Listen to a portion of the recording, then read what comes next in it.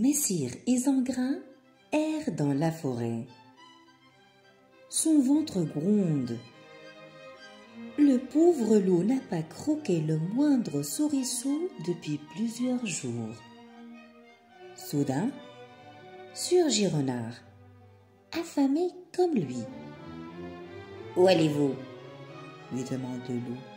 « Je m'en vais du côté du village » répond Renard. « C'est jour de marché. Accompagnez-moi si vous voulez. Nous trouverons peut-être un morceau de quelque chose à grignoter. » Sitôt dit, sitôt fait. À l'abri d'un buisson, nos deux compères observent les allées et venues des marchands. C'est alors qu'ils remarquent sur le chemin un paysan quittant le village avec un énorme gigot. « Voici notre dîner, » dit le goupil. « Compère Isengrin, écoutez bien.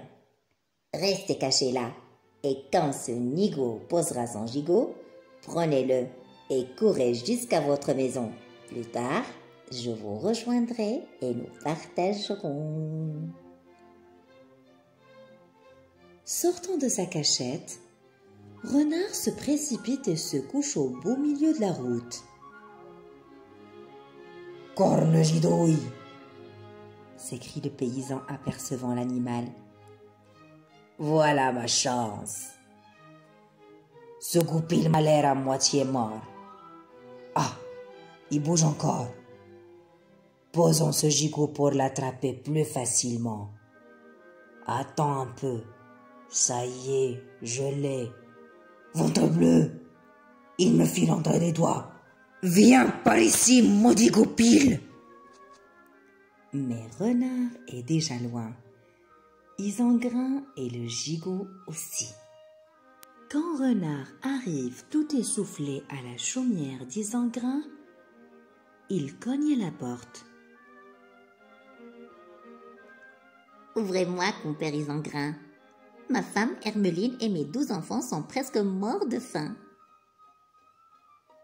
Le nez du loup apparaît. « Ah, mon pauvre renard, vous voilà. Quelle misère! Savez-vous qu'en rentrant chez moi tout à l'heure, j'ai croisé la route du seigneur de Haute-Cloche? Dès qu'il me voit, il lâche ses chiens. Je m'enfuis. Je vole presque. Mais les sales bêtes sont plus rapides. En voilà un qui me mord la queue. Que faire? J'abandonne le gigot pour sauver ma vie. »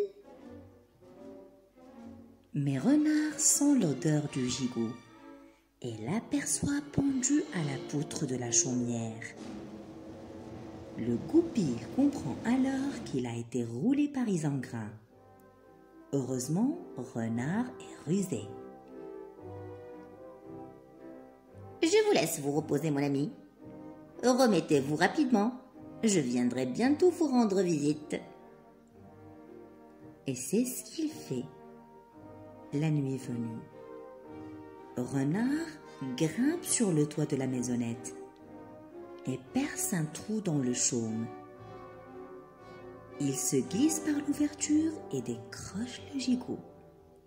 « Cours, cours, petit goupil, et porte ce gigot à ta chère Hermeline. » Dès l'aube, Isengrin frappe à la porte de Renard.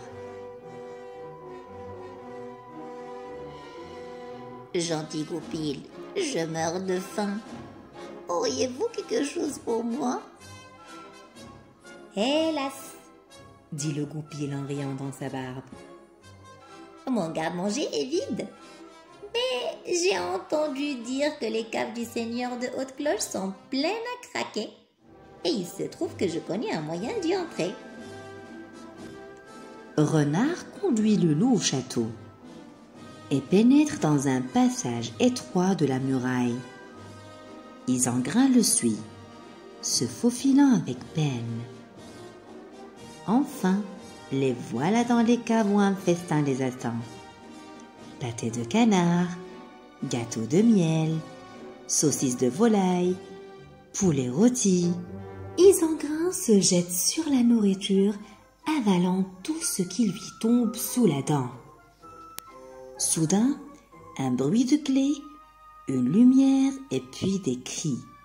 « Oh loup! Oh loup !» Les deux compères font demi-tour. Mais tandis que Renard se précipite à travers le trou du mur, le loup reste coincé. Il a tant mangé que son ventre a enflé. Déjà, les hommes arrivent. « Par la barbichette de Saint-Pancrace, » dit le seigneur de Haute-Cloche. « Jamais je n'ai vu un loup aussi nigaud qu'on m'apporte mon épée. » À ces mots, le pauvre Isengrin se tortille en tous sens. La tête passe, les pattes suivent, puis le ventre, mais pas la queue. D'un coup d'épée, le seigneur l'a tranché net. Poussant un hurlement de douleur, le loup s'enfuit vers la forêt où il paraît qu'il court encore.